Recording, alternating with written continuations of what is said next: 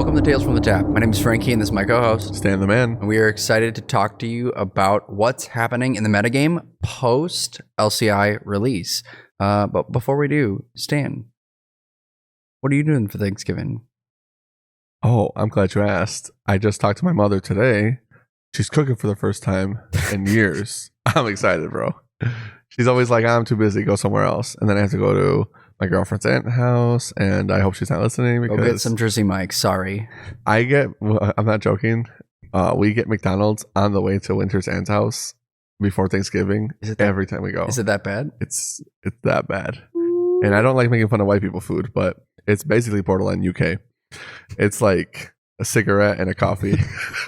That's what it tastes like. I don't know what it actually is, but I was so excited. My mom was like, yeah, we should all come over to my place, blah, blah, blah. And we were at Golden Corral today because it was my sister's birthday. And so we were having like a family dinner, whatever. And during the dinner, it's like, oh yeah, we're going to come over, blah, blah, blah. I'm like, cheesecakes, whatever. And then my brother is like, lasagna? We're all just like, lasagna for Thanksgiving? He's like, I love lasagna. And Mom never makes it. I haven't had lasagna in years, man. I'm like, I mean, we can make lasagna if you want, but it's like that's like a Tuesday food. You know what I mean? Right. Yeah. Tuesday dish. For sure. But yeah, I'm excited for Thanksgiving because my mom's gonna make mole and we're making some cheesecakes. I'm gonna help her bake, so we'll get it all done. Super excited. Thanksgiving is my favorite holiday. What about you? Yeah, I love just stuffing myself, and now that I'm married and we go to both families on the same day. So it's like in the morning we go over to her parents, we're watching the Macy's Day Parade, drive over to my family, and my aunt has been cooking for years, but just added like her friend who like was a chef for years. Oh, nice. Because like their families like spread out, so they join us and she helps her cook. And so we always have a really good turkey, even though I only have like one piece because it's just dry. Sure. It's like turkey's not like my total jam, but yeah, a little bit like gravy on it. Yeah. But the big thing for me is that my aunt makes homemade cranberry sauce. Oh, okay. Just for me because I'm like the only one that eats it. Sure. Me and my wife. We get a ham too, like one of those big hams. Mm-hmm.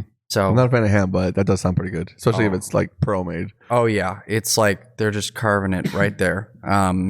Love that. And then we go over to my in-laws, and food's good there too, but not like my family. Sure. And also, but the one thing that she does that I'm like can't wait for is she makes this green bean casserole. Oh, dude, she does casserole. Green beans in like the cream of mushroom soup. And I was about to bring that up actually, and I was like, that stuff. I'm like, come on, I need more. Yeah, usually I have to go to like 3 or 4 Thanksgivings because I have so much family as like Mexican people, but just have a lot of family. Yeah. So my aunt's like, hey, you coming over? And then Winter's family's like, hey, you coming over? And then my mom's like, hey, you coming over? And then like one of my uncles like, you want to come over? And I'm just like planning my day out. Like if I go this way, it's like the least amount of driving.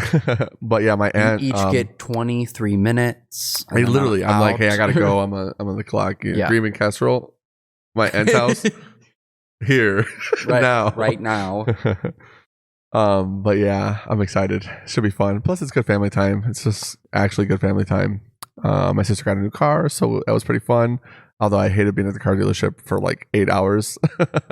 What's it called? Trying to think what else is going on this week besides Thanksgiving. That's about it, right? Oh man, it'll be me coming back for more draft on Friday. Oh yeah, we're finally starting drafts. Black Friday is going to be here for me. Yeah, so what we started doing at the shop is now we will do pre-release sealed, normal, and then the week after we do another sealed, but we do like a discounted one where it's like $20 instead of $30 or whatever. It's so much fun. I think for the next time I want to do Two-Headed Giant though. I'm gonna like do a poll asking people what they think because a lot of people were like, oh, Two-Headed Giant would be sweet, and we only get to do it like once a quarter since we only do it for pre-release one time. And I think a lot of people really like doing Two-Headed Giant. I know that Pastimes does it as well. Mm-hmm. I think they do something similar to what you guys have been doing, except they do like right after pre-release, like they do like a Wednesday, Thursday, whatever. Oh, just sure. like getting rid of the rest of their boxes. Yeah, I get you. Just to use the kits up. Yeah. We usually don't have a problem selling the kits because people just like ripping pre-release kits. But yeah, it is more fun to use them for the actual event. You only get them for so long before they're gone, unless you hoard them, which I just don't have the space for. Yeah. But yeah, it's just so much more fun. And Two-Headed Giant is just a blast. It's so much more fun to get new people in with Two-Headed Giant. Friends that normally might not have played individually will be like, oh, we could just do it together. Two-Headed Giant is honestly a blast. If you haven't played it, definitely recommend finding a spot to play Two-Headed Giant or asking your LGS if you guys can run it. Getting like, it's not that hard to get like 8 people, but if you can get like 16 plus, that's so many teams. I think we had like something like 12 or 13 teams, and you weren't even here because you had your show, but we had like 13 teams this pre-release. That's the most. There was so many people. The store was packed. I had to like take even these tables that we're using here, which normally are like it's our workstation. We had to like bust them out for people to use to play. So much fun. Pre-release, this set was awesome. The set itself has been phenomenal. We're going to get into that. This set is killer. Yeah. Probably more crazy than Wilds of Eldraine, actually. Yeah, I think so too. And it's not like as fast as like Phyrexia All Will Be One, but it's still like you have to be doing things quickly. You can't be like, oh, I'm gonna wait till turn 3 to like play something. Sure. Like, and that's just limited. I'm talking like some of these cards have really crazy constructed implications. Oh yes, absolutely. I guess the last thing we get into before we jump into the episode is Frank had the RCQ this weekend. I think it was in Madison you were playing? Yeah, Madison, Wisconsin. Yeah, so went to Madison for an RCQ. Frank was playing Tron. Before he went, he was asking me like, oh, what should I play? What should my list look like? And I'm like, well, what decks are you expecting? Blah, blah, blah. We talked about it. And this is stuff we can help you guys with too if you join the Discord and stuff. But we talked about what his deck looks like, how to sideboard against what matchups, what he should be really scared of, what cards to look out for. And we really planned it pretty well. I think, in my opinion, we planned it really well. Obviously, we were scared of some scam, but not as much as you'd think. And then some Murktide, I think we were prepping for. And then you also said burn rhinos, yeah. Right? So with that in mind, and obviously the 4-color deck is not really a problem for Tron, so you don't have to necessarily prep for it. With that in mind, in the metagame, we had a list ready. Frank goes to play. I think you said you ended up 4-2. 4-2. And what was so surprising was we expected, like Jeremy and I were talking about it beforehand. Yeah. We're like, oh, we hope that there are a couple people that like go, we want like 5 rounds, but like not too many people. And so we truthfully were expecting 20. Yeah. And we get there and we're like, yeah. 46 people came to this event, and it was a lot of like regulars from Chicago, like energy people we were seeing there. I told you Sam Black had walked in for like 4 seconds. Unfortunately, he did not register ahead of time, so he ended up leaving. That's unfortunate because I don't know if he lives in Madison. He's in Wisconsin, so I think he's like close. So it's not that bad. Yeah. But it was a really good day.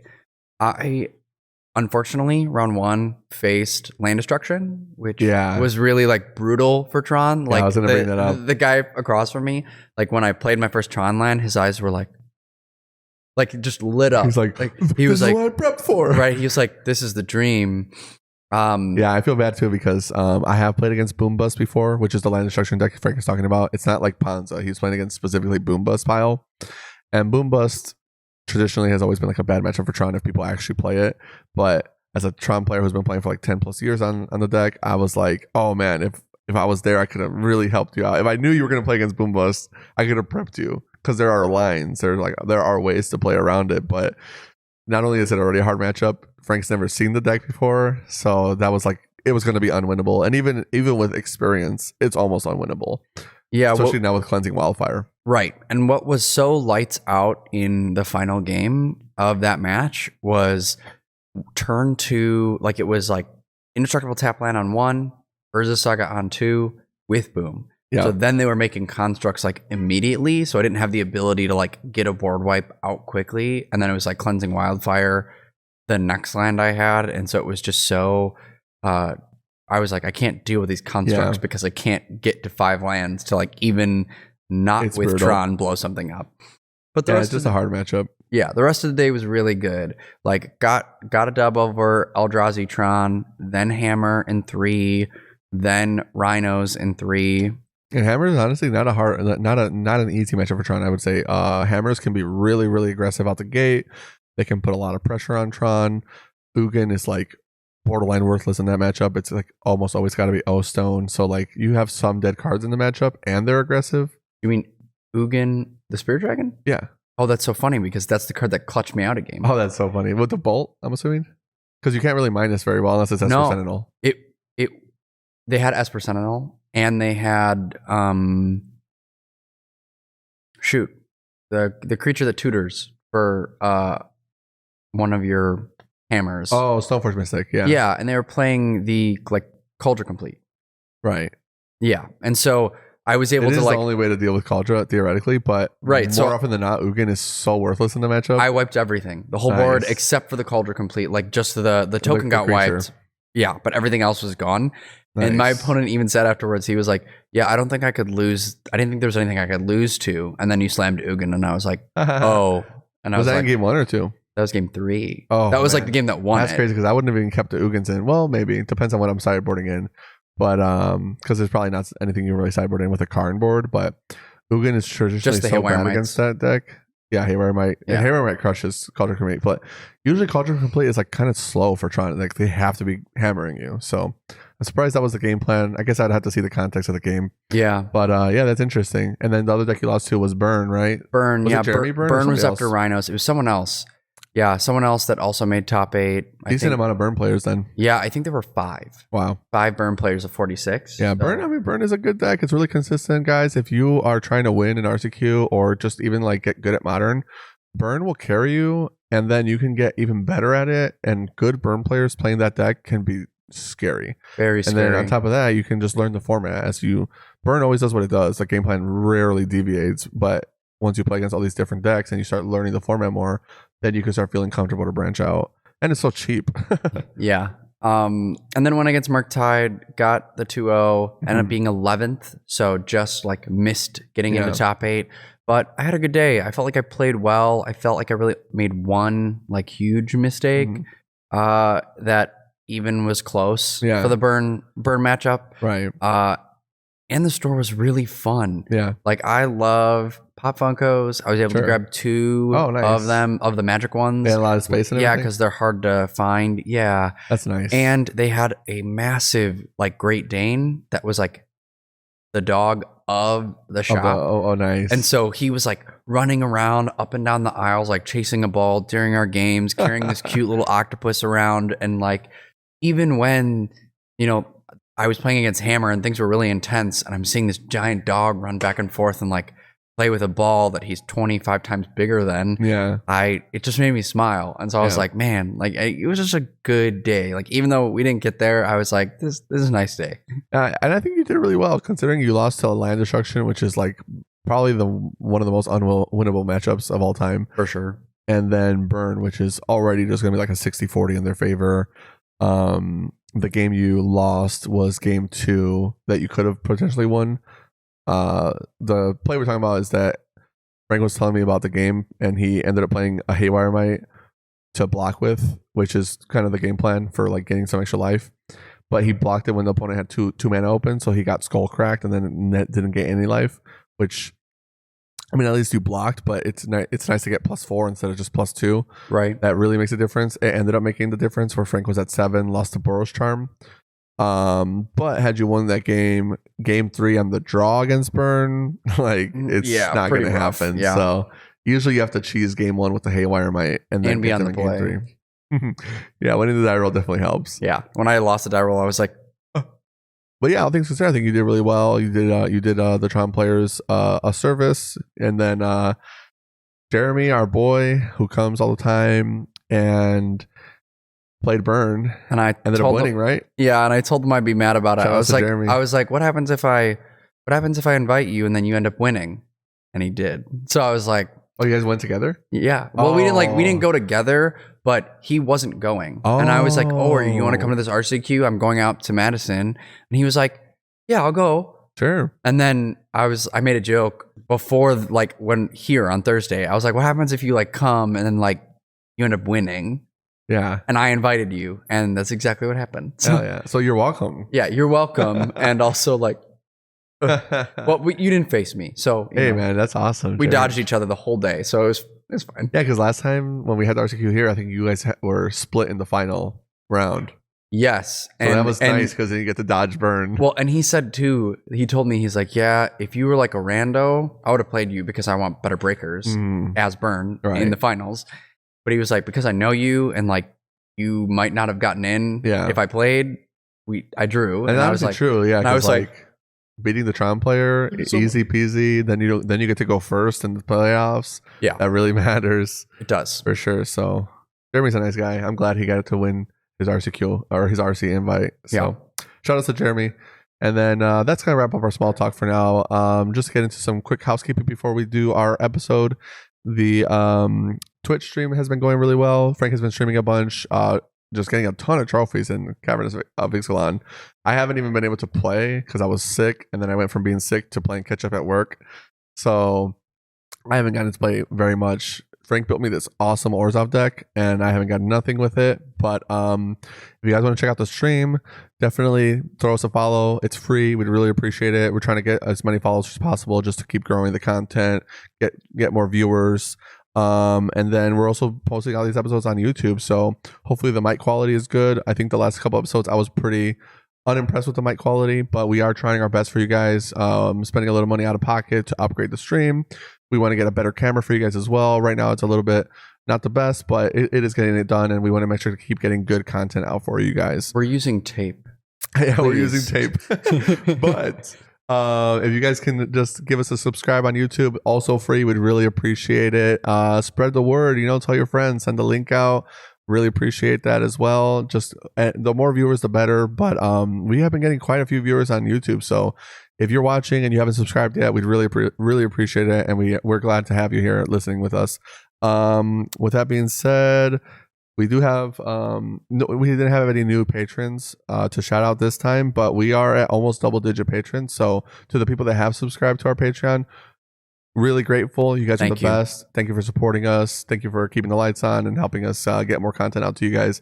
It really makes it easier to get the content out for you guys. So we really appreciate the support. And with all this help that we're getting over from our Jamie Todd, someone's got to feed him. It's true. We got to feed Todd. He's over there and he's hungry. We actually had to put him in a cage so he would stay out of the episode.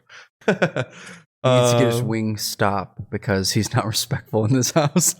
Yeah, exactly. This is a wing snap store. Yes. Do your due diligence. Shout out to the people that get the inside joke. But anyways, we'll definitely work on doing some upgrades. And then we plan on doing some giveaways for you guys. Now that we're finally more established, we're finally on YouTube. We got the camera going. Almost at 20 episodes. Yeah, 20 episodes. That's crazy. It's coming soon. And double digits of us together. Right. So... Oh yeah, with the mic quality hopefully getting established better, and us getting more episodes out to you guys, we want to start doing some giveaways to just show some appreciation out to the community. Obviously, for me as a store owner, it's a little easier. I can get my own product at cost. So with that being said, I'm going to try to get some product for you guys, and then we can do some cool giveaways. See what stuff is in store. If you want to join the Discord and you have some ideas, feel free to toss them in there. Stuff that you guys are interested in. I know certain products not everybody's a fan of, so I don't want to give away a commander deck if nobody likes said commander deck or whatever. But with that all being said, let's just jump into this episode. Yeah, absolutely. So a few things with pre-release. One, I had a great time, and I actually did really well as well too. I think I had 3-0, 2-1, and then 3-0 in our sealed this week. Nice. So I really felt prepared and was just crushing it. And with drafts, Stan's right. I have had 3 trophies so far, and I've done 12 or 15 online already. Yeah. If you like drafting and drafting a lot, being able to get a lot of reps, Arena is sweet for that.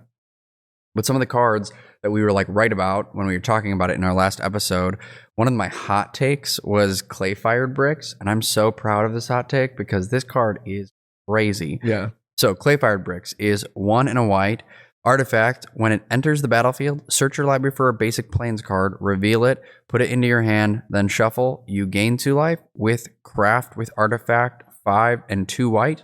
It ETBs, makes 2 gnomes, and then gives all your creatures +1/+1. Yeah. And so it's I am guaranteeing a land drop. I am gaining life to sustain myself. Wow. Talking is hard. But after that, if you're already playing a deck that's playing a lot of creatures, if you're doing blue-white and you're having flyers, or if you're doing blue-black and you've got a lot of like small creatures, it's just really great to then be like, oh, 2 more creatures, and this is huge now. Like they're all huge. It's almost impossible to deal with late game, especially because there's not a lot of board wipes in this set. Right. There's the Fathomless Descent one, which means they have to have a ton of stuff in their graveyard for it that to one is pretty work. Good. And I think there's the white new Drown in Sorrow, -2 all creatures. Yeah, that one's okay. It's not bad. Yeah, there's a lot of stuff that I think exiles, which is pretty cool. Yeah, the only part that's rough about that card is because there is so much exploring. Things are like bigger than 2 toughness, like almost always. Right. Which I kind of like, actually. I was playing it in a couple of drafts I did where I comboed it with my guys having 3 butt. I'm like, wipe your blockers, especially the chump blockers. Oh, Get them sure. out of here. Yeah. Oh. Exile, no descent for you. Pretty cool. But yeah, I agree. And the card, honestly, just being able to search a land. I had a couple of drafts where I had like 2 of those guys, and I'm like, well, I can cut a land now because I have this 2 drop that's always going to get me a land. Yeah. And then getting to play like 16 lands feels really good. I think the deck that you built for me on Arena, I ended up playing 15 lands, and it was like consistent. I was even activating Resplendent Angel, which is a 6-mana activation, and it was still getting there. It's like so good. Yeah. The card that also goes really well with this card is the Old Set Cloud Guard. That's the 3 and a white flyer, 3/2, makes a 1/1. Yeah. Yeah. When you Anthem and you've played like 2 of those already, lights out. That card is so good too. So good. We were worried. We were like, is this like a 3/2 flyer that's kind of medium rate at 4 mana, but it coming with a body matters a lot. The body matters a lot, especially when you're crafting. And on top of that, the Aristocrats deck, which is my favorite deck in the whole format, as far as like archetypes go. Sure. I love the Orzhov deck, and that guy's so good in there. If you just need bodies to sack, it just adds all that extra pressure, getting in with some flyers, and then just sacking them to either drain and gain, or sacking them to the guy that has menace. Just such a crazy deck. It's so much fun to play the Aristocrats deck. If you haven't had a chance to draft it, you're getting past good black and white stuff, just go for it. Yeah, I think it's tough to pilot. Like, I think it's not easy for like someone to like pick that deck up off the bat. I also think that like you have to have some really good cards. Yeah. Like if you're not having like Bartolome, I'm like, man, I have a hard time getting into this deck. But it is really, really good. And I had some games, I think it was a game with the 4 mana, it's 2 and 2 black, the one that surveils. And then if you have to send 8 every time you draw a card, you drain and gain. Oh, yeah. And so I think I got to like 3 life, and I had the 1/4 vampire that was like sacking stuff to like gain a life, and then gaining a life when I draw a card at the beginning of every turn. And I was able to like beat a red-green dino player just by like grinding out that way, like blocking, sacking. And it was a lot happening, but I was able to get there, and it's sweet. Yeah, the deck you helped me build, we were basically all black, and I pushed everybody out of drafting black in that deck, and then just slowly started picking up the good white cards. And I had like the vampire that makes himself indestructible, the vampire that's a drain and gain when he sacrifices a guy, no mana. I had the guy with menace that's pay a black, sack a guy, he gets a 1/1 counter and gains menace. Bartolome, so many sack outlets. And then on top of that, I had Resplendent Angel in the deck, a ton of guys to make bodies. I think I might have had 2 Bartolomes, I can't remember, but the deck was just so cracked. So like, yeah, it is a hard deck to pilot for sure, but if you're in that archetype, it kind of pushes people out of it when you're drafting, and then nobody's going to want to take sack cards when they're not building the sack deck, so they just always wheel. Right. It's so nice. Yeah. The other, I'd say my favorite archetype in the format, now that you mentioned your favorite archetype, I think mine's the red-blue artifact. Yeah, one. That's a good one. Though the red-blue like pirate that like whenever something is ETBing, like an artifact ETBs, it gets a counter because that card is disgusting. Right, but when you get like a treasure come in and like, oh, look at my Cogworth like wrestler coming in, that's an artifact. What's the artifact? It's like a 1-mana equipment, and it's like if an artifact leaves the battlefield or a creature leaves the battlefield, you get a 1/1 counter on the guy, and it gains vigilance. I can't remember the name, but that card in the red-blue deck is just so disgusting because all the red-blue guys either have flying or are good. Right.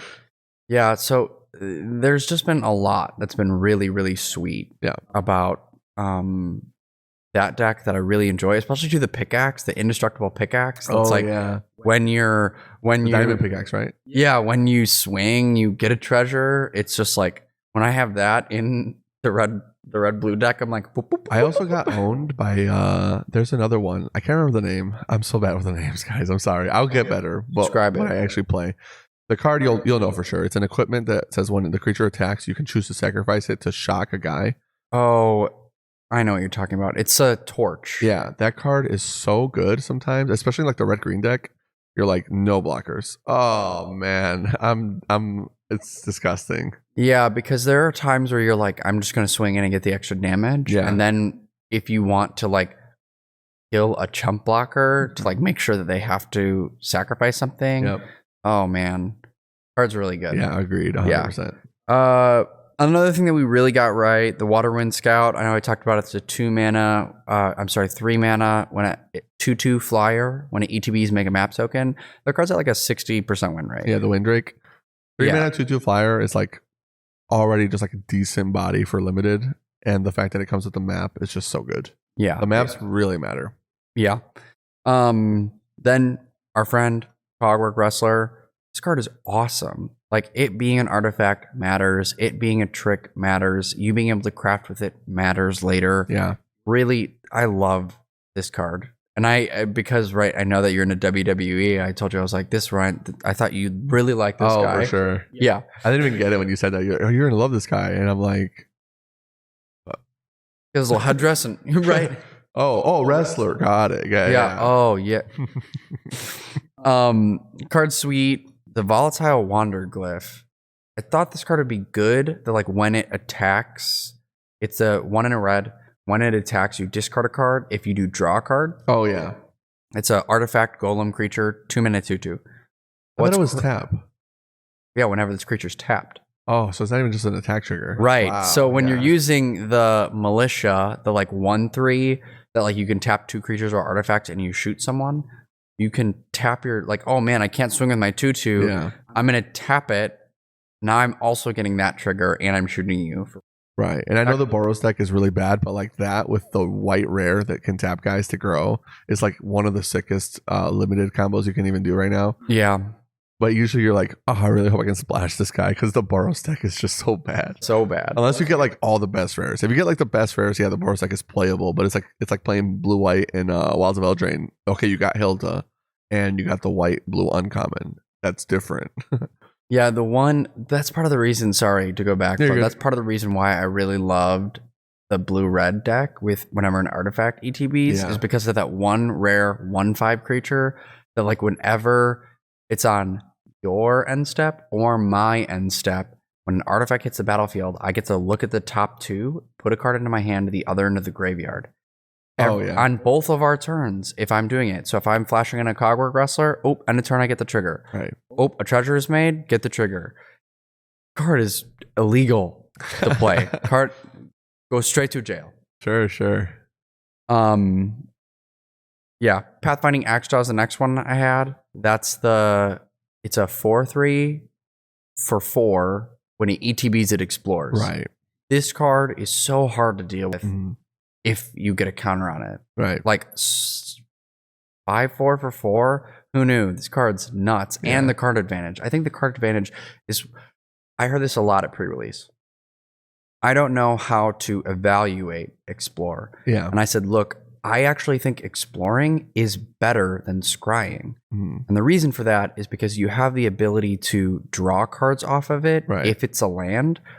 If it's not a land, you're getting value on the battlefield immediately, and you can decide, oh, I'm trying to hit a land drop. I'm going to bin it that I can then use later if you're doing descend things or either descended now on this turn or you're trying to hit the descend thresholds. Yeah. And it's also, or if you want it on top, you're like, great, I put it on top. I know what card I'm getting next turn. And then I have the ability to still get value on the board. And so it's so good. I think I definitely agree with your evaluation on it. I think Explorer, not like strictly better, but like 90% to 10% scenario wise, where if you were going to bottom the card, almost always it's because it was a land. And now you're drawing it. So 1, it's not in your deck anymore. 2, you got the card advantage. 3, hitting your land drops every turn feels really good if it's not contesting with you drawing gas. Right. And then if you hit a card that's terrible, you're like, well, I put it in my graveyard. And because of Descend and all these mechanics like you're talking about, graveyard is way better than bottom of deck. Way better. So Yeah. almost every situation you can be in, it's better than Scry. Except like maybe one scenario where you're like, well, I wanted to look at the card, not have my opponent not see it, and leave it on top of my deck or whatever. Yeah, it's like I'd say it's not better only in like constructed, where like if there's a card that you want to like bring to light, like you're gonna be tutoring, and you want to get that card, right? Yeah, Scry is better because you can put it back into your deck instead of drawing it. Right. In that instance, it's better, but a lot of the time it's not. And in this limited format, I felt so much better about being like, oh, I did draw land.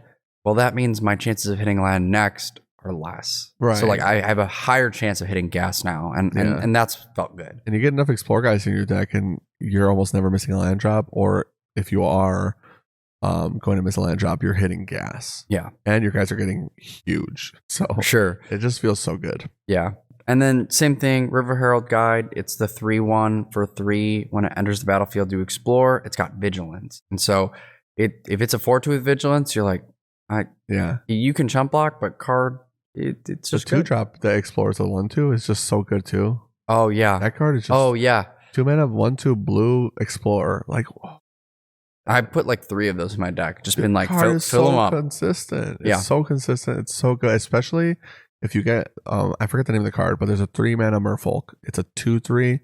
It gets +1/+0 until end of turn and unblockable if you explore. The 2/4. 2/4. Yeah. Oh, dude. It's a 2/4. It blocks really well. Yes. And then you're like, oh, explore. And it's like hitting in for hard. 5. I've hit for especially 5. When you can target it. Like if I'm hitting it with maps. Right. Oh, man. I've built some disgusting decks with that card. And I feel like people undervalue that card. I see it a lot, and it just wheels to me. It's really good. I think that's one of my favorite cards in the format. Like if I can't go Orzhov, I'm usually looking for that guy. Well, and I can play it in almost every deck. Yeah. Like if I'm doing blue-red, I'm still grabbing those Waterwind Scouts. Right. That make the map tokens. And so I'm still going to be exploring. Yeah, or like the 1/1 Siren something tamer. Yeah, the Siren Pirate. Yeah. It's like 1/1 flyer, make a map. Cool. Oh, yes. It's a Siren Pirate. I forget the name of it. But yeah, 1/1, it makes a map. That card you grab every time because it's flying too. Yeah, there's so many ways to make maps in that color, and they spread into the other archetypes so nicely. Yeah, in blue-green you're exploring. In blue-black you are also exploring because you're descending. You can play that 2/4 in every deck and not feel bad about it. And so it's like, I don't know why people don't want to play the card, because it's, I guess, the only maybe deck that you wouldn't play it in is blue-white, but right. I'd probably still put it there too. Like, yeah, I mean, I like it in blue-white, especially one of my favorite cards in the set. And I don't know how I keep getting it, but I probably have like, if you could have more than 4 cards of a card in your collection in an arena, I'd have like 16 of that white guy, the 1-drop that's like tap guys to get bigger. I always get that card, and I'm just like, yeah, whatever. Yeah, I feel that way about the 3 mana pirate. That like when it attacks, you get to choose one that hasn't been chosen this turn, and it's got first strike. You either exile the top card of your library, you make a treasure, or a creature can't block this turn. Yeah. I've drafted that card 3 times already. I've only done like 12 drafts. Yeah. And I keep getting it. I'm like, okay, well, I'm playing red now because this card is also illegal. So good.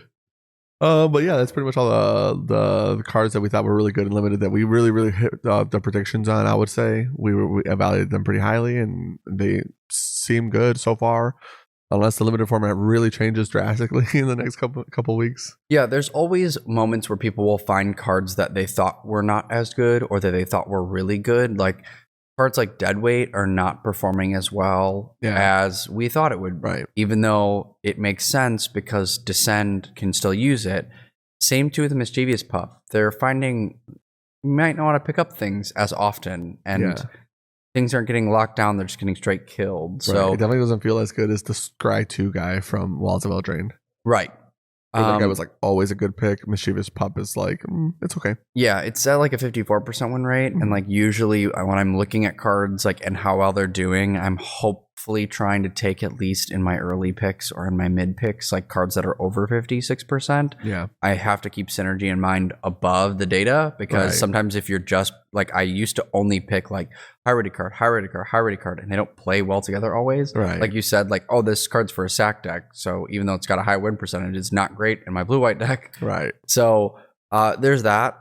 But the last thing I'd say about Limited is we had a lot of people at pre-release, and I had my friend call me, or I called him on the way to the Madison RCQ. He was like, man, I listened to your podcast and like I did really great at pre-release. Yeah. Thank you.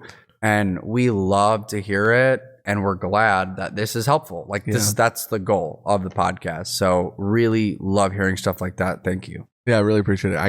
I don't get to really play during pre-release, so I'm here all weekend just watching people play, helping people build their decks. And a lot of people reached out about specifically listening to the podcast, past couple pre-releases, doing a lot better. One of my boys, Trent, he was like, dude, I like struggle with Limited. I'm like, I feel like I'm actually building competent decks now, and I know how to separate my cards into piles to make the cards make sense with each other and such. And I'm like, yeah, man, that's what it's all about, man. So happy to hear it, and I'm really glad we could be helping you guys out. That's the whole point of what we're doing, is like get content out for you guys that is actually worth listening to, and at the same time, you know, have some fun, because we just love Magic. So we love hearing from you guys. Tell us your stories. Join the Discord. Tell us show us your deck lists. I want to see your deck lists. I want to talk about them. I want to brew stuff with you guys. Shout out to also our boy Julian. When we find the time, he's gonna help me build some I really like spelunking, and he said he will help me build a Guild Gates deck, because I think that could be playable in Pioneer. Well, maybe. Wait till you get to Modern. I did see it on a winning Amulet Titan list. Yeah, true. But that's so boring. I want Guild Gates. You get your Gatecrasher Ram. Yeah, exactly. Gates Ablaze, etc. But yeah, so we're going to talk about what cards we've been seeing from Lost Caverns of Ixalan in Constructed. Definitely a bigger splash than Wilds of Eldraine, I would say. Besides for Standard. Standard, Wilds of Eldraine was like format change. Now it's like LCI is kind of doing the adding to the format, as opposed to how hard of a shift in Standard we saw with Wilds of Eldraine, I would say. From like 20 weeks of March of the Machine. Yeah, Wilds of Eldraine made a big shift in Standard and didn't in the other formats, except for Agatha Soul Cauldron. Right. Until actually this set. I put it in my show notes, like in parentheses, and Wilds, because I saw a lot of cards in Pioneer that are from Wilds of Eldraine. Right. And I'm like, oh, because Pioneer, like RC is coming up, people are testing. And there are a couple cards that I'm like, oh, so good. Right. So I'm really excited to talk about it. But LCI, as you mentioned, is kind of just adding some cards to existing archetypes. Yes. Which is really cool, because some of them are strong. And we've seen some new archetypes, which I'm always down. Whenever we see a new archetype, I get really excited. Yeah.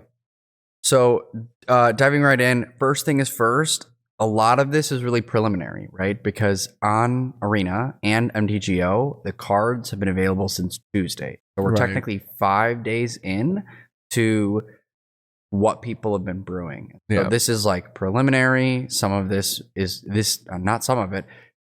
It will change. Yeah. There will be things take changing. It with a grain of salt, but a lot of these decks are really cool. We're really excited for them. So if we sound extra excited for a deck, just keep in mind it might not be a deck in like a month. Yeah. So getting right in, I started first with Pioneer. We've seen Warden of the Inner Sky being tested in Convoke. And that's the white guy I keep mentioning. I forgot the name. Yeah. So Warden of the Inner Sky is a 1-mana white creature. As long as Warden of the Inner Sky has 3 or more counters on it, it has flying and vigilance. Tap 3 untapped artifacts in or creatures you control. Put a 1/1 counter on it.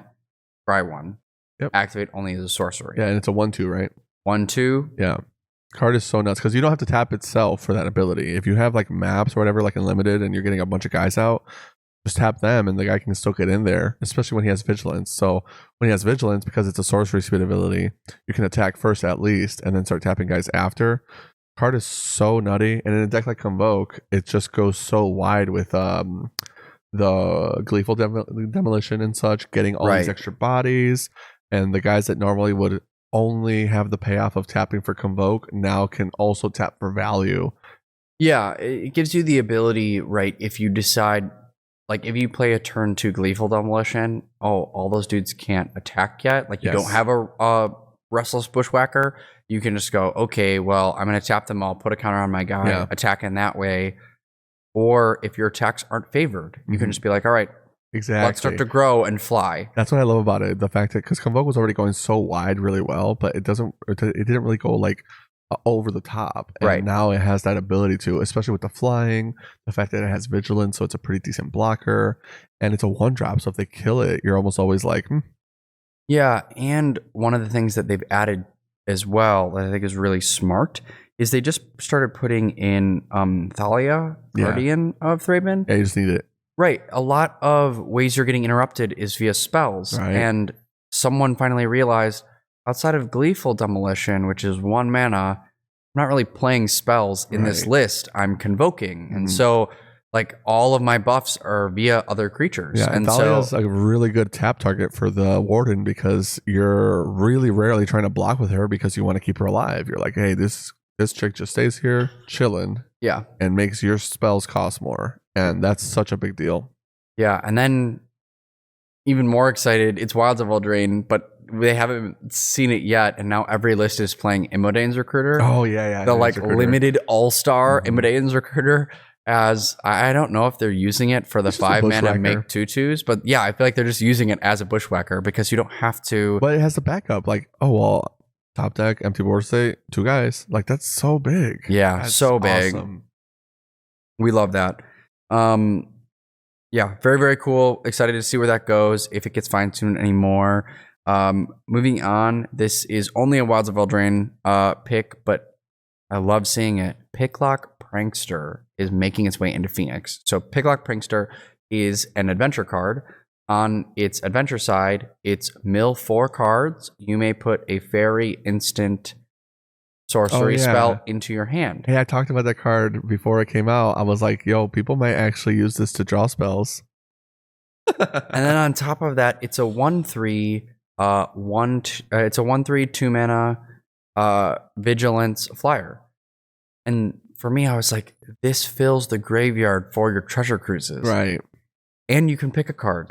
So hit an instant sorcery with it. It's like when I mentioned it before it came out, I was like, this seems playable and constructed as like a peer through the depths or a like maybe like a replacement to strategic planning or something like that. And the fact that it's an instant speed, really nice. Well, I've seen people cutting Ledger Shredder for it because you have the ability to just be like, oh, I'm milling my Phoenixes with this at instant speed, and then I have the flyer. Honestly, I don't hate that. I actually think that makes way more sense. Ledger Shredder feels like contextually it'd be way better in Modern than Pioneer anyway. But yeah, card is good. And hopefully we'll see more of Picklock Prankster because I think the card is interesting, like we said, but it's not like it's really innocuous. The card is kind of weak if you think about it. It's like this card sucks, but hey, in the right archetype, any card can kind of shine if it finds the right fit.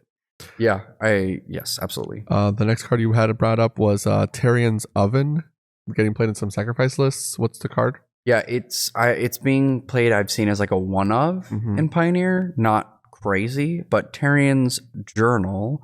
I wrote Oven, so you're not wrong. You're good. My fault. But Tarian's Journal, 1 and a black, legendary artifact. You can tap, sacrifice another artifact or creature, draw a card, activate only as a sorcery. You can pay 2 mana and tap it, discard your hand, and transform Tarian's Journal. The transform side is it adds a black mana, or you may cast a creature spell from your graveyard this turn. If you do, it enters the battlefield with a finality counter on it and is a vampire in addition to its other types. That's pretty solid, actually. Especially getting back your Mayhem Devils. That's like what matters the most. Yeah. Oh, yeah. Getting back Mayhem Devils, having the ability to like just have a draw engine. Feels sweet. That's really cool. Yeah, because finality counter Mayhem Devil does not matter. Like, it doesn't matter. We're just here to kill you. Right. That's so cool. We've also been seeing 5-color humans make a resurgence, of course. We talked about Cavern of Souls. It's just going to be a good card. People are going to be playing Cavern of Souls. So excited. Standard Pioneer is forever changed because this card is legal now. But yeah, first 5-color humans deck, it's a challenge, and they're playing Kitesail Larcenist, which I'll let you tell the people what it does, but it's basically like a replacement to the Reflector Mage slot, and I personally think it's way better just because of the fact that it has flying. The evasive body, in addition to the removal, is so nice, and the whole deck itself is with the ability to have uncounterable now. It's kind of clutch. Yeah. So what I think is so cool about this card, and I actually know a lot about it only because the sealed beta on Friday, I ended up getting 2 in my main pool. One was foil, the other wasn't. It's 2 and a blue, flying, ward 1, 2/3. When it enters the battlefield, you may choose for each player. So this matters for commander. You can make one of their creatures a treasure token until this card leaves the battlefield. Can't you also do it for yourself? Like if for whatever reason you really need a mana. I think you could, because I think it said for each player. Yeah, right. I'm pretty sure each you can. Player. Mm-hmm.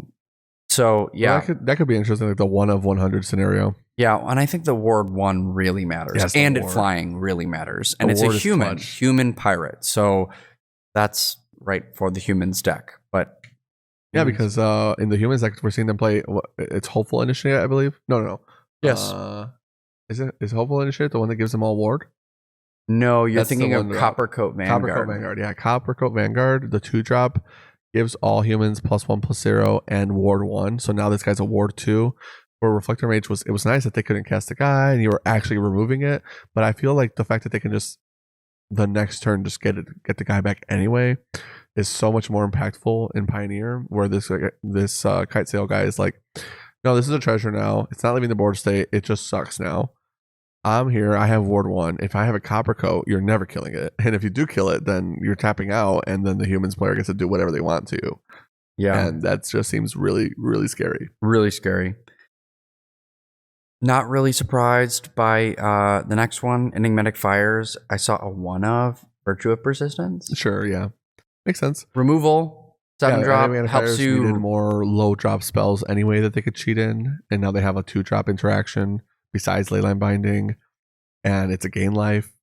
Really good. Yeah, and has the ability for, like, if you lose any of your creatures to the graveyard, have the ability to reanimate them. Yeah. It's like, oh, Atrax is back. Right, and the deck already had a really kind of weird creature to enchantment counts, so that extra ability to, like, well, you can't completely take me out. I'm always going to have this adventure. It's really nice. Yeah.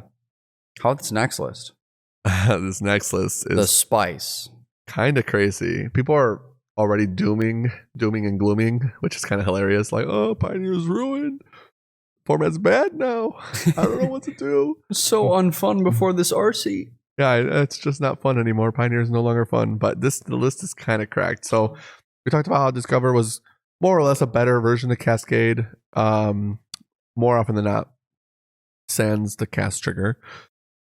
However, I didn't expect them to be able to combo with it so fast. And this isn't necessarily a combo. It's more like a really extended synergy. But it is kind of cracked. It kind of reminds me of, I used to play this deck in Historic on Arena. It's like Seagate Oracle, where you can cast like a double spell. And then you would get all the guys out of your deck. And then you had a Tuk that gave them all haste. And then you would just like attack on turn 3, which is kind of cool. I don't remember what card we were abusing with that, but it was Neoform. So you would Seagate Neoform, and then you could like sack all your guys, get all the 3-drops, and then Tuk, and it's like boom, hit you for 30. This deck is kind of similar to that playstyle, if you guys remember that deck at all, any of you arena boomers. But Geological Appraiser, the 4-mana Discover 3, when it enters the battlefield, talked about how this card is pretty good and limited. Discover 3, just solid. Sometimes it hits bad, but when you can design your deck, it's not going to hit bad. And this deck is disgusting. So Geological Appraiser, 4-mana red guy. It's a 3/3. Yes. Body doesn't really matter, but it's a 3/3. Discover 3 when it enters battlefield, which means you're gonna hit from your deck until you hit a 3 or lower. There are only 3-drops to hit in this list so far, and they 2 3-drops. Yeah, 2 different 3-drops, which is Glasspool Mimic. So if you hit Glasspool Mimic, you get another Geological Appraiser enter the battlefield effect because it enters the battlefield as a copy of a creature.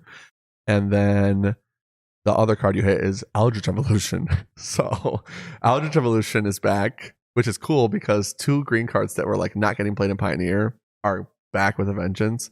Eldritch Evolution is back, which is awesome. So you can sack the 4-drop to get a 6-drop, and you'll hit one of 2 different 6-drops that have like Discover 5 or whatever. So you can just start doing it all over again, spread your whole deck out, and then eventually you try to get like a Galta or something. You can even get a Galta out of your graveyard. There's like a one of the split cards from Guilds of Ravnica, Connive, Conduct, or Concoct, or whatever. Yeah, I know you're talking about. That will reanimate a guy out of your graveyard after you Surveil 3. So that can like get you like a early Galta play, dump your hand out. But the deck is really cool, and it did really well at the Pioneer Challenge.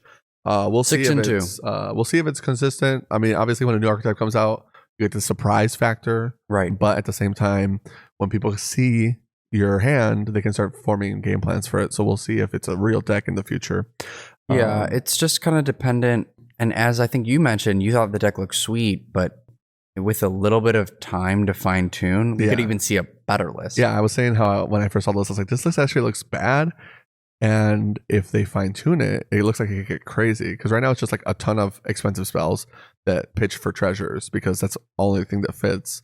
If we get a new card printed that makes the deck better, or people find a card that wasn't looked at that kind of formulates the archetype a little bit more consistent. Because the deck right now can probably, it's potential that the deck can just fumble, or maybe they find the right hate card for it. I don't think there's any Torpor Orbs in Standard or in Pioneer yet. But an effect like that could be kind of scary. Oh, I think there might be like a Torpor Orb effect, but it might be on a creature. We'll see. Anyways, forcing that deck to play some removal probably will be better for the format than not. And then the next deck that's also kind of spicy. The Quintorius combo. If you haven't heard about it, it's Quintorius, and the Quintorius's minus ability is you discovering. Yeah. And you discover into Spark Double. Right. Yeah. Is it Discover 4? Yeah. Wow. Yeah. I thought it was 3. Oh, man. Yeah, so you're discovering into a Spark Double to make another Quintorius, and whenever I think it's play a card from exile, you gain 2, drain 2. Yeah. And so you just make a ton of Quintoriuses, and then just start drain 2, gain 2, drain 2, gain 2, until your opponent's dead. Yeah. So because with both of them in play, the Spark Double is not legendary, so you get to keep both of them. Yeah. And now you're drain 4. Yeah. So it's crazy. It's pretty crazy, but inconsistent. Like it's very not inconsistent. Yeah. Yeah. I think somebody played it here already at our Pioneer local, and we're like, that's cool. Bad. Yeah. It was Jeremy. Maybe we'll see if it's like if more consistent versions of the deck come up. Yeah. Jeremy was having a good time with the list.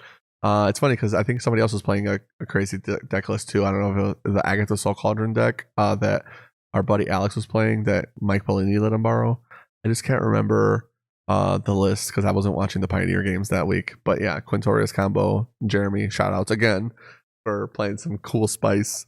Hopefully the deck list, I think that the Geological Bracer deck list is a little bit more real. Yeah. But both decks definitely seem to have some kind of foundation that can be worth building upon. Fine for me. I can grab those Geological Appraisers before they start shooting up. Yeah. Well, it's a common, right? So hopefully it won't be that bad. Uncommon. It's uncommon? Okay. Well, then it's going to be another spelunking. Right. Next, a little bit of standard. Malcolm Alluring Scoundrel, we've seen jump into the Soldiers deck as like a 2 of. Yeah, and Soldiers won the challenge, right? Yeah, won the challenge. It's a flying 2/1. When it connects, you draw a card, discard a card. Once you get to, and you get like song counters on it. Yeah. Once you get to 4, you can start casting those discarded cards without paying their mana cost. Right. So just a flash flyer for 2 that has upside of drawing cards. So card's really sweet. It's not a soldier. So no, it's a Siren Pirate. So it's that good. They're like, yeah, we'll play this guy. I mean, it kind of fits the theme anyway. Soldiers, most of these guys are flying. Flash. They're blue and flashing. So he kind of like more or less fits in there. But maybe we'll see a Pirates deck. Yeah, could be. We're getting close. We're getting close to like having a real dinosaur deck. We're getting close to having a real pirate deck. Right. Like we're getting close on some of these like fringy. Maybe vampires. I forget. We can't say tribal anymore. Whatever. Kindred. Whatever. Is it kindred or typal? I don't know. So, Anyways. The same Creature types. Next, Deep Cavern Bat. It's the Thoughtseize Bat. Has made a little bit of a splash into Esper Control. Yeah, that card is cool. It's like Sounds a Kitesail reasonable. freebooter. Yeah, but it has lifelink. Yeah. Altsi's bet. Get Lost, getting put in a lot of... in that same list, I saw Get Lost, which, of course, card's great. Oh, yeah, and the Anchorage. Yeah. New Restless Lands. Yeah, so, oh my gosh. It was making me think of, like, seeing that. I was like, now there's 3? There are 3 lands that you can play that attack? In Esper? Yeah. There's all 10 of them are out now. Yeah, so it's like, So all Manlands are taking over excited. Standard. Get They're ready. cool, man. They're so cool. I'm actually really glad that they went about it this way. It would have been so boring if they were just like, here's Celestial Colonnade, here's Raging Ravine. Like maybe Pioneer Raging Ravine would be clutch, maybe, but like there's not really any Jund decks. Rakdos kind of has like that slot covered. I guess you could splash green. But the Restless Lands are cool. I love that they all have attack triggers because not all of the original Manlands had attack triggers. Most of them had abilities. And they all have like pretty good balance and design. I would say like really interesting cards. I know when they spoiled the first 5, I was not high on all of them, but in Standard I was playing Blue-White Control and my only splash was the Restless Fortress because it was the lifelink on and drain for 2. Right. And I wasn't high on that card initially, but I love that card so much in my Blue-White Control deck that I brewed. If you want the deck list, I'll post it in Discord. I was crushing with it against like Domain and a lot of the standard decks before Caverns of Ixalan. The draining game was so clutch. I was like, yeah, I'm going to play Xander's Lounge anyway, so I'll just play 4 of these guys, and it's just like a tap swamp for me. Or Plains. Yeah, the only thing I don't love about it is the ability to like every deck then has late game grind. Yeah. Which is great, but also like some of the aggro decks or like you have to play spot removal. Right. Spot removal that can hit Manlands. Yeah. Like it can't say non-land permanent anymore. Well, a lot of them are really slow, so I don't think we'll have to worry too much. Like Mono Red's never going to care that you have a Restless Cottage. If they're on turn 6, then you lost probably. Right. And it has to be turn 7 before they pop the food, so they have to have been really cooking. Yeah. But yeah, I feel you. It can be a little bit daunting, especially for new players, where it's like, oh, modal phase double cards. Now everything's a spell. Creature lands. Now everything's a spell. When does it stop? And I personally, because I mean, I've been playing Magic forever. You as well. I like it more that every card has something to do than not, so that everybody kind of feels like no matter what, they're always kind of in the game, even if they realistically aren't. And there's like interactions to be had. Yeah, I think that's a good point.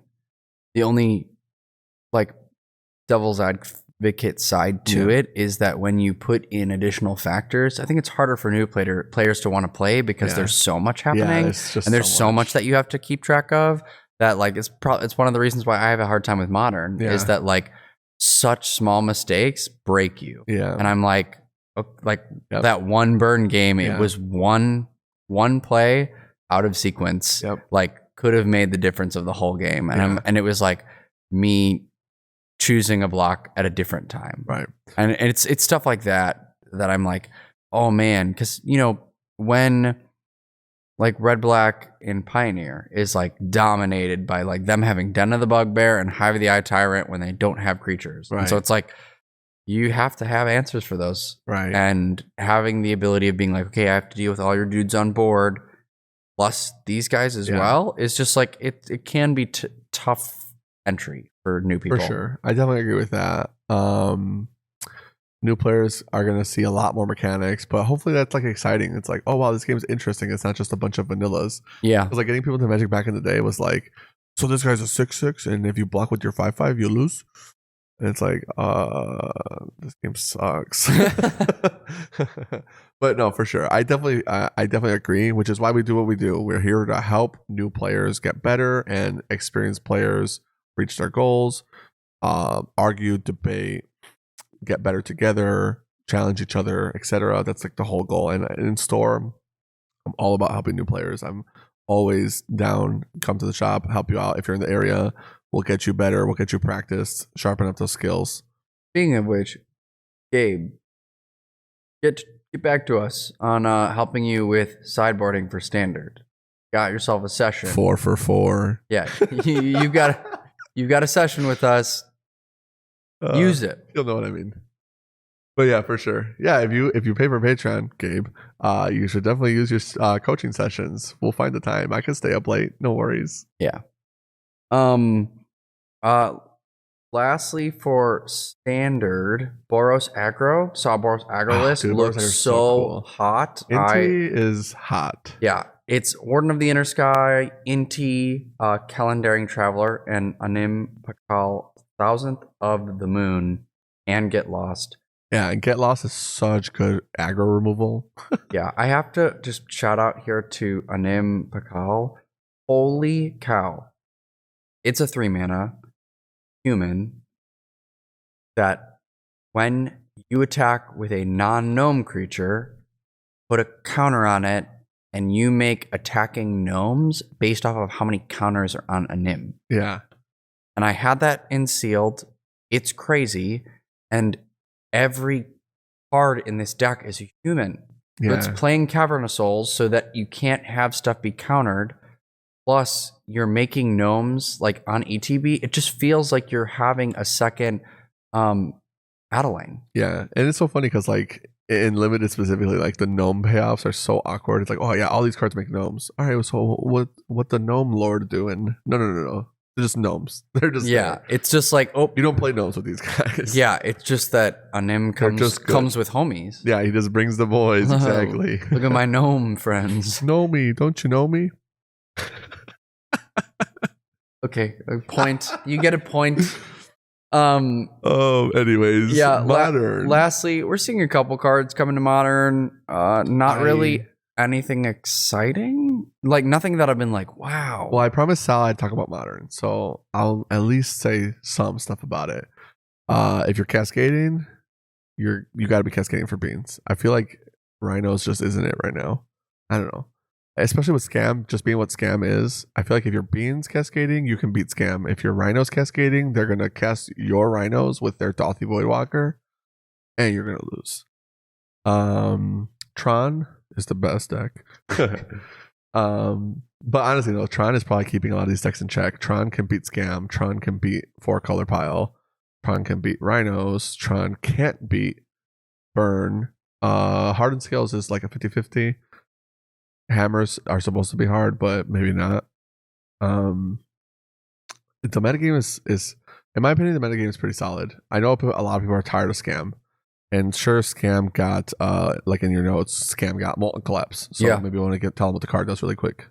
Yeah. So Molten Collapse, give me a second because I Rakdos wasn't 2-drop. It's like a upgraded Dreadbore. So it only took us 11 years, but we finally got an upgrade to Dreadbore. And honestly, I think it's a good card because Dreadbore sucks. This card is so much better. Yeah, so it's black and a red, sorcery, choose one. If you descended this turn, you may choose both instead. Destroy target creature or planeswalker.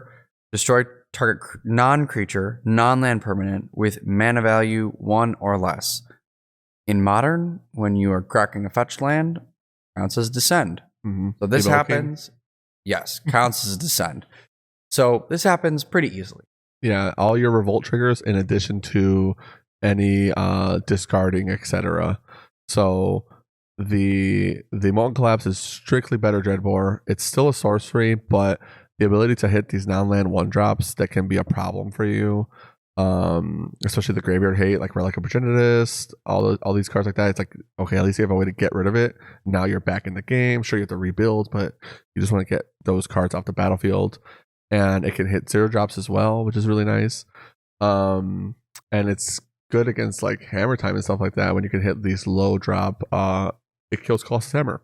Right. So it is interesting. Not that Scam was struggling with hammers, but just to bring it up, and it can hit Amulet of Vigor. It's Amulet of Titan is really, really strong, and that's a big deal that they can do that. So it's an upgrade, obviously, but it's not like something they can just fit in for free. They have to decide what they're going to cut for it. In addition to this other card they've been playing, which is Stalactite Stalker, I believe that some of the Rakdos Scam decks have been playing. Yeah, it's been a brew that's come from Aspiring Spike. Sure. And the card is a 1/1. 1 black. When you descend, like if you descended this turn, put a counter on it. At your end step. Yeah, at your end step. Mm-hmm. and you can pay 3 mana, sacrifice it, and give -X equal to the number of counters on it to a target creature. Yeah, and I believe it also has menace. And it does have menace. So it can get, it's like one drop that can get big. And on turn 1, it's like fetch line that guy. It's a 2/2 already. Go. Come back to your turn. Do whatever you want. And it's good into the mirror of Scam. Right. Because it can fight off a Ragavan. And then if it does get bigger, like you're cooking. Yeah. So that's why I think the card is worth talking about. I don't think it's like an amazing card for Modern, but with Scam being as prevalent as it is, anything that can help you in the mirror matchup is at least worth talking about. Sure, yeah.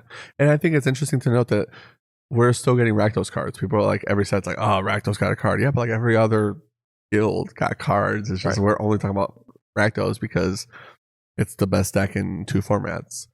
So I think people are kind of tired of it, but I want to like reiterate, it's not, I personally don't think it's broken. I think that the formats are pretty balanced. It's just you're kind of like, there's like a lot of confirmation bias. You know, there's like, oh, well, I'm always seeing it. Oh, it's 20% of the meta. And well, like every challenge like has 15. this many decks of it. Yeah, exactly. Well, like guys that are already playing these lists, they're not really incentivized to change lists. So yeah, you're going to see the same guys playing the same deck. Why would they play a deck that they're worse at when their deck is consistent? Which is fine. And as long as it's not egregious. And I don't think Scam is egregious yet. I know that a lot of people don't like Evokes. A lot of people really hate Modern Horizons. These are fair takes. They're fair opinions. I'm not quite there yet, but as far as Modern's concerned, it's always going to be like a strong, fast format. So just something to either get used to or switch to Pioneer if you really hate it that much. Pioneer is looking like what Modern used to be. And it's really fun. I mean, I just like Magic in general, so I'm never going to really complain about a format too much. I just like Magic too much to care, and I like powerful decks. So if you OTK me in Legacy with Storm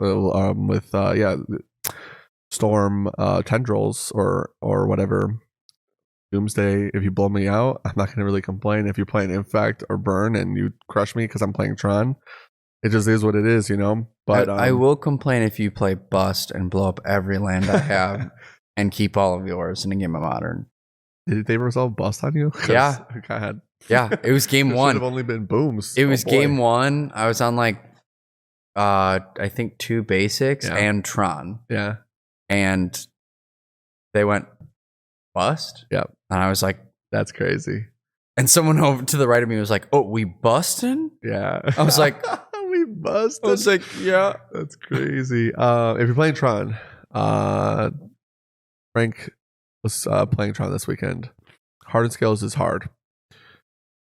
Creature combo activation abilities are hard. Yawgmoth is the 3rd most played deck right now, which is a testament to Scam probably because it's honest. I would rather be Yawgmoth against Scam than backwards. But the thing is, I'd also rather be Murktide against Scam. So I don't know. Like, I just don't think Scam is as bad as people say it is. The Yawgmoth players have Yawgmoth, obviously. Agatha Soul Cauldron. The Hardened Scales are going to have a bunch of abilities. It's time to cut Pithing Needle if you don't have space. Or, I forgot the name of the card. 2 mana creatures can't activate their abilities. Curse Totem. Curse Totem, yes. I was in my sideboard. Yeah, I wasn't playing Curse Totem for a while in Tron. I think now is the time. If you're not playing this card in your Tron sideboards, it is a really good card target. You just want that card. The meta is looking like now is the time. It stops the Walking Ballista combos. Walking Ballista stops Yawgmoth. Yeah. It stops anything Agatha Soul Cauldron is trying to do. It stops people from activating Archmount Ravager. It stops Unfortunate Mystic, I guess, if you really, really want to bring it in against that deck. It's just there's a lot of activated abilities from creatures that you would be surprised don't matter way more than Pithing Needle being able to hit Planeswalkers, because Planeswalkers aren't really a problem for Tron, especially right now in the current iteration of Modern. Spelunking, our card, we love that card. The card is so cool. 3 mana enchantment. Your lands can enter untapped, but here's the kicker in Amulet Titan. I don't remember the wording on the replacement effects from the judge, but they can still have their tap lands enter tapped if they choose to. to get the amulet triggers, because in theory it's like if it was not optional, okay, your bounce line comes in untapped, no like multiple triggers if you have more than one amulet. I believe they get to choose, which means they can still, if they have multiple amulets, go, oh, untap, untap, untap, which is crazy. But now it's like an additional way to have untap lands. Really good when you have the prime time. And then I don't think they're playing any caves, but Spelunking is also a growth spiral where you draw a card and you get to play an extra land.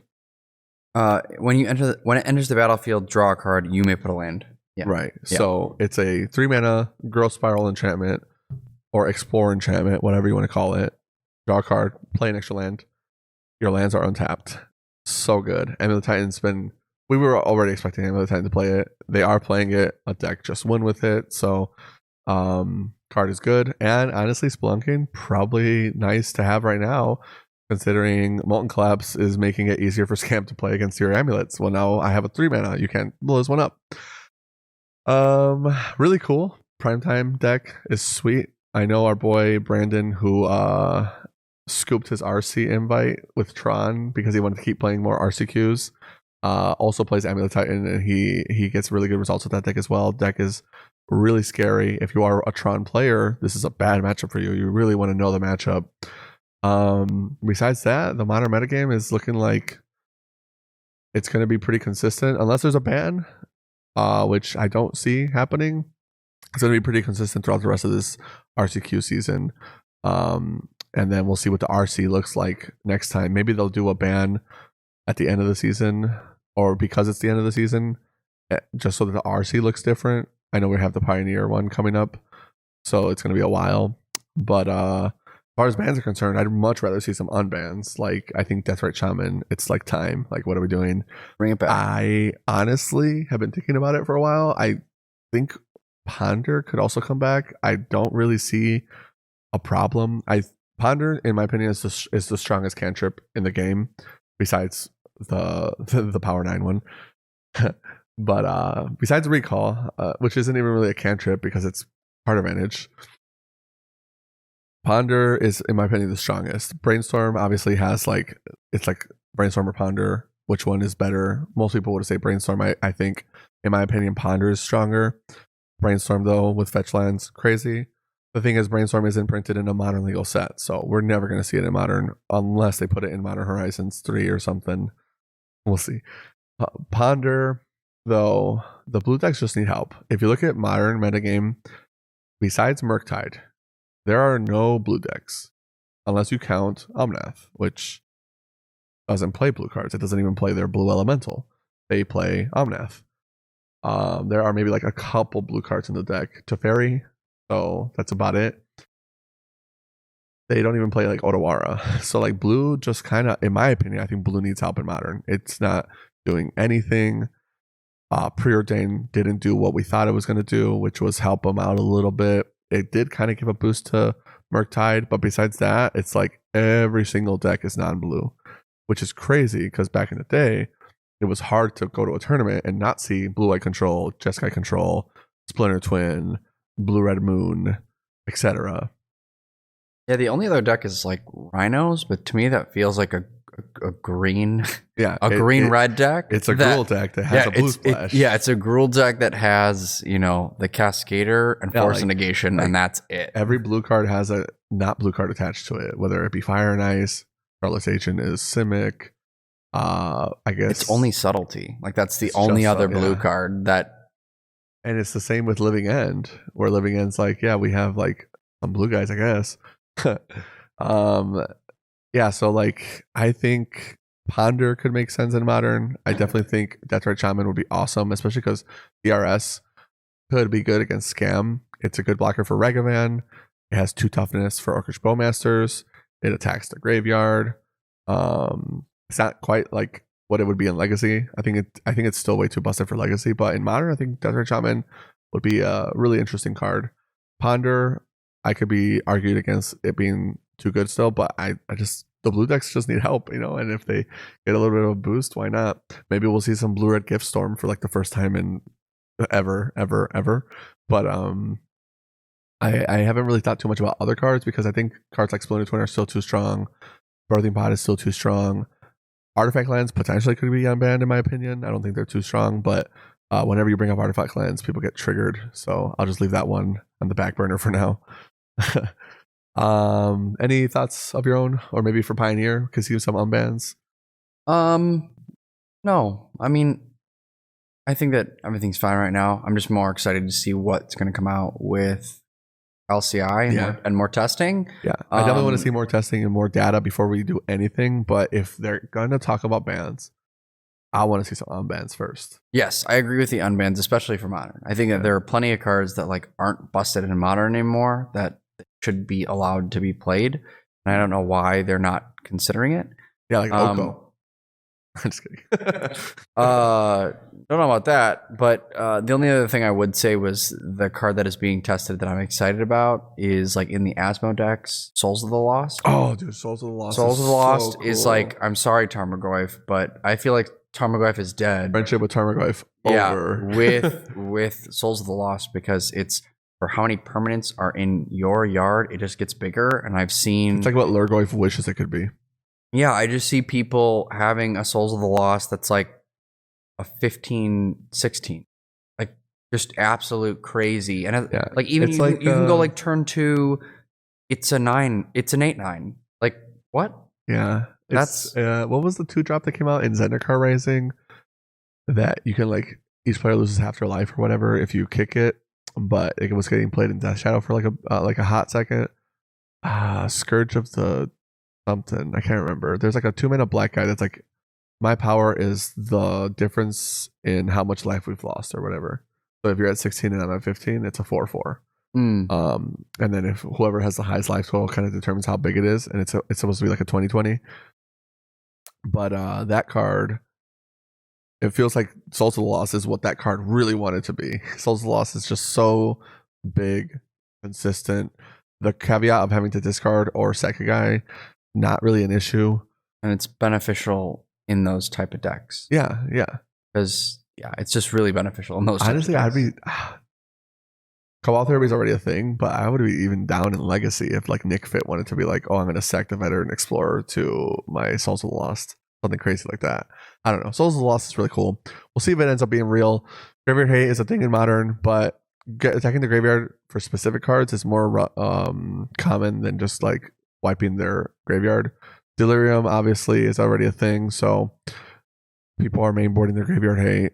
Will Souls of the Lost be real in spite of that? I guess it is to be determined. All right, well, that is our show. Thanks so much for tuning in. We really appreciate it.